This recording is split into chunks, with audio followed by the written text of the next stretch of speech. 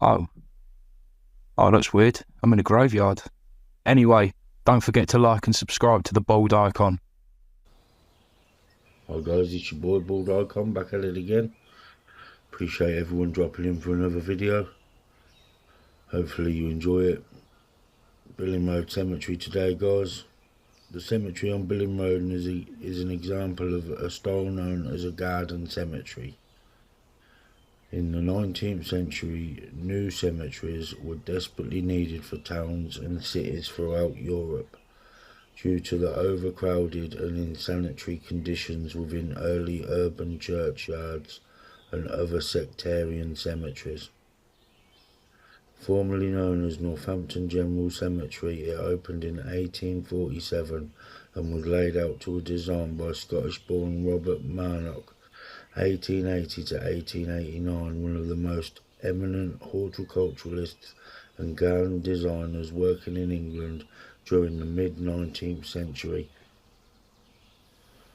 18th of July 1847, the cemetery, owned by the Northampton Cemetery Company, was opened at a cost of £5,000 and was the town's first burial site. It was financed by shareholders who were offered a beautiful, tranquil final resting place within a family plot, as well as an investment opportunity. The first recorded burial in the cemetery was 18-year-old Selina Morby from nearby Bouvier Street. The original area was 9.4 acres. 1880s, a further 4 acres to the north of the original plot was purchased to create the northern extension to the cemetery. 1937, an Ordnance Survey map shows continued good survival of the original layout of the cemetery, with its lodges and mortuary chapel with vaults beneath. 1939, the county's crematorium at Milton Mauser opened as cremation became a popular funeral option. This affected the fortunes of the cemetery. In 1941, an enemy bomb was dropped on the Billing Road Cemetery, creating a deep crater and causing considerable damage. 1959, the Northampton General Cemetery Company was wound up and care of the cemetery passed to Northampton Borough Council. 1968, around 4,500 monuments were removed by the council. The original layout had long since disappeared and the cemetery has fallen into a general state of disrepair. 1987-88, the cemetery closed in 1987, but thanks to a private bill, the Northampton Act 1988, the cemetery was granted an extension and finally closed for burials in 2010. 2012, the Billing Road Conservation Area Appraisal and Management Plan stated that there are relatively few areas of negative township value within the conservation area, but the most significant of them is the Billing Road Cemetery. It describes the cemetery as a tranquil space despite its proximity to a busy road. But yeah, that's basically the history on the cemetery, guys. Just enjoying a nice peaceful walk round. Beautiful day. Hope everyone's well. But yeah, let's enjoy the ride, guys. A bit more on Robert Marnock, guys. Robert Marnock, 1800 to 1889, was one of the leading Scottish horticulturalists and garden designers of the 19th century. He was considered by his contemporaries to be the best exponent of the gardenesque school of landscape gardening. Before he moved to Sheffield, Marnock worked as the head gardener in Bretton Hall, now the Yorkshire Sculpture Park, Wakefield, between 1829 and 1833. He was appointed by the Sheffield Botanical and Horticultural Society in 1833 to design and lay out the botanical gardens at an annual salary of £100. Marnock designed the botanical gardens in the then fashionable gardenesque style. He became the first curator of the gardens in 1836. A major restoration of the gardens, completed in summer 2008, reinstated elements of Marnock's design. In 1839, Marnock moved on to lay out the gardens of the Royal Botanic Society of London in Regent's Park, and was appointed as the gardens curator of the advice of John Claudius Loudon. He left his post in 1863, but continued to practice in his professionalism as a landscape gardener until 1879. During this time he returned to Sheffield for 2 commissions, Formby in 1865 and Weston Park in 1873. In the 1860s, Marnock worked for Louis Hoof on the park and garden of Possingworth Park, Sussex. Another of his achievements was the landscaping in the 1870s of the grounds of Avenue House, Finchley, North London, the property of ink magnate and local MP Henry Charles Stevens. After Stevens's death in 1918, they became a public park, renamed Stevens House and Gardens in February 2014. Since then, the estate has benefited from National Lottery money to restore Marnock's design to their original grandeur. One of the best preserved examples of his work is Dunollen Park in Royal Tunbridge Wells, which has recently undergone a £2.8 million transformation to restore it to the original Marnock design. The park is now on English Heritage's National Register of Historic Parks and Gardens. Robert Marnock lived near Tunbridge Wells in Rusthall, and his last commission was the Grosvenor Recreation Ground near Quarry Road, Tunbridge Wells, opened in 1889 by Mayor John Stone Whig. Alright, so look how beautiful that is, guys. Absolutely stunning here.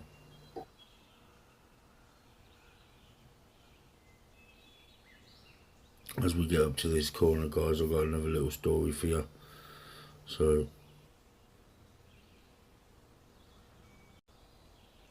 in 1868, James Kemp, an off-duty officer, Detective Sergeant with Northampton Borough Police, was called to deal with an armed man. He died on the 29th of December 1868, aged 31, as a result of the gunshot wound. He is memorialised as a British officer who lost his life in the line of duty. A grave marker was erected in his memory in Billing Road Cemetery, Northampton, England, by the municipal officer. From what I've read on the story, guys, he was just finishing on duty on his way home, and they called him to an argument, a disturbance between a married couple, and the bloke said to him, "Look, if you come near me, I'm going to shoot you," but he still just went forward, and the bloke shot him. So yeah, he lost his life, but his grave's here in Billing Road.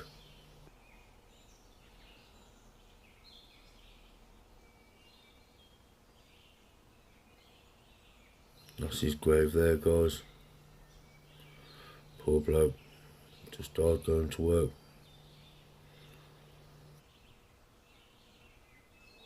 There's also a war memorial here, guys.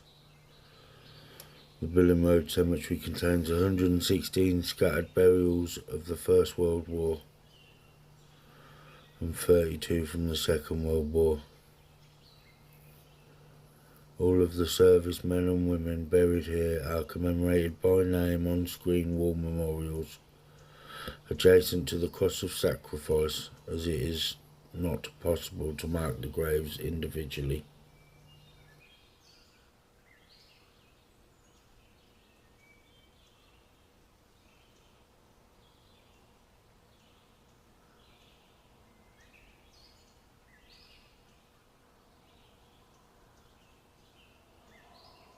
Yeah, it's an absolutely beautiful memorial here, guys. Absolutely stunning.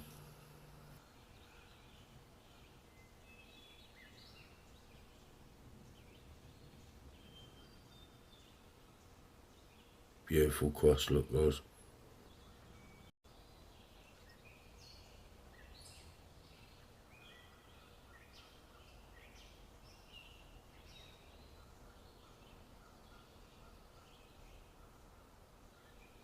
Absolutely massive place. All beautiful old headstones.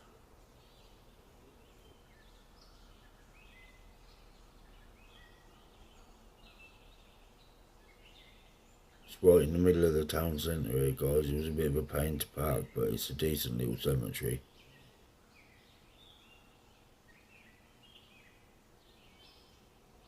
All the old headstones and that tucked away in the trees and stuff.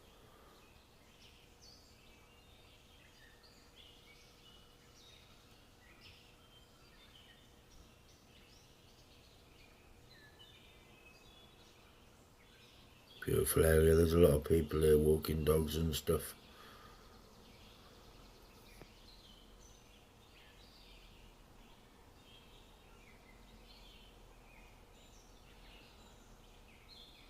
Take this little cut through, guys.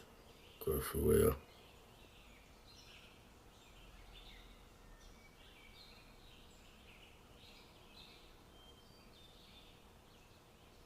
All the graves and that are all well spaced apart. So I wonder how many headstones they actually removed when the bomb hit.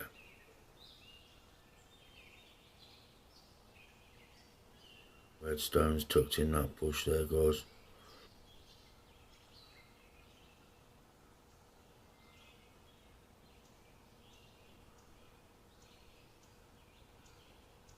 All the beautiful little yellow daisies, look.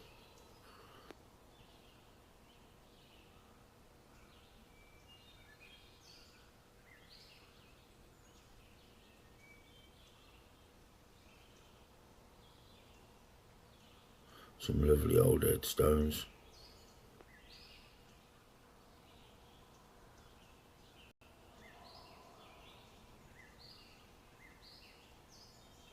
That monument there is absolutely stunning, guys. Really like the little cross on the top as well.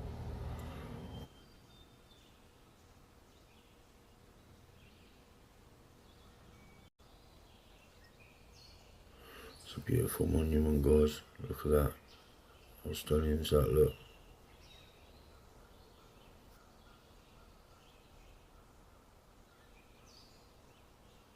I've actually been up here 3 times before, guys. I'm looking for a specific grave. I've had no luck in finding it yet. I have had a look round today as well. No joy again. So hopefully a return visit.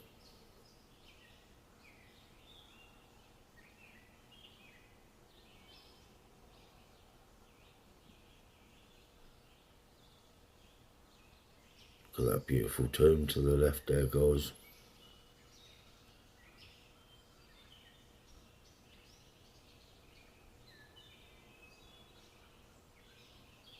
Some headstones tucked away in there too, look. Shame that that cross has fallen again, guys.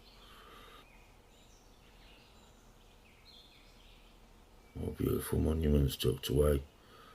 All these old headstones between the trees. It's absolutely amazing around here, guys.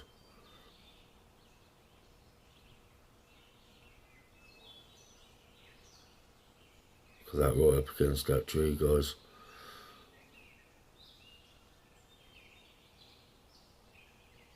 Amazing how this is all carved out of these little walkways, look. It's mad round here.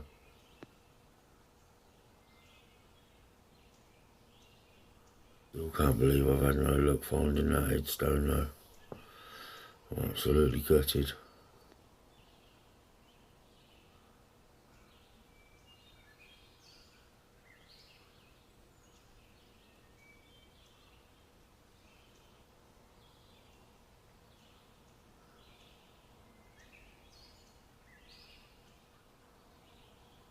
sort of in the middle of the crater here, guys.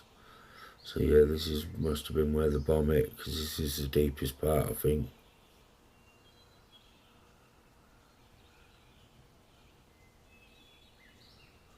The place is absolutely amazing, full of history, lovely.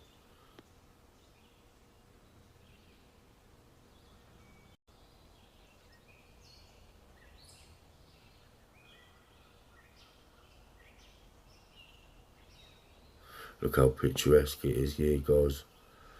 I love the trees with all the random headstones dotted around. I think it's beautiful up here, really peaceful.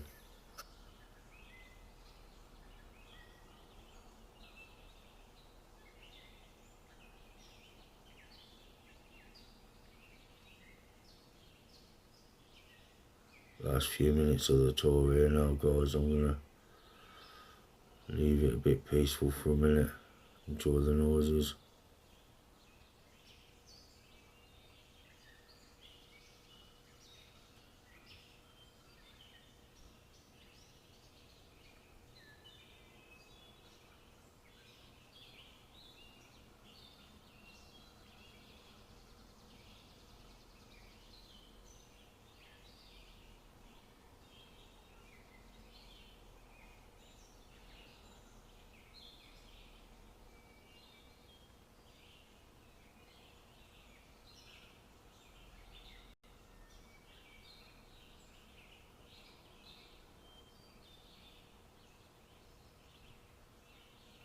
They've done quite a good job up here keeping the grass cut.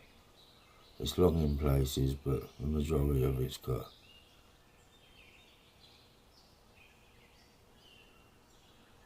Look at this beautiful little headstone, guys. In memory of Albert, 7 years. That's sad, guys.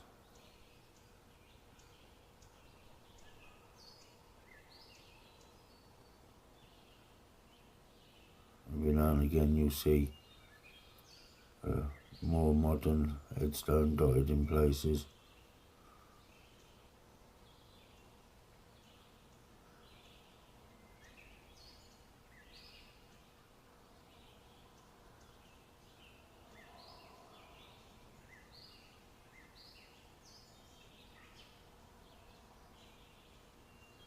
It's an absolutely beautiful old headstone, guys. Look at the carving at the top. I think that's some good work, that is.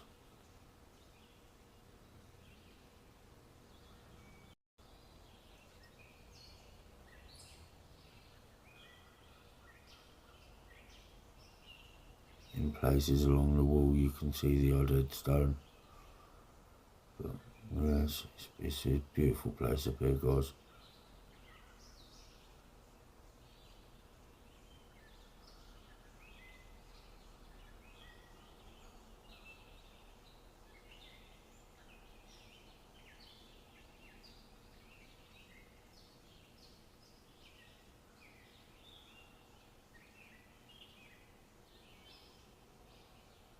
Coming up to the end now, guys, but there's quite a little built-up area of headstones here by the gate, so look at all them ones in them hedges, look. That one there overgrown.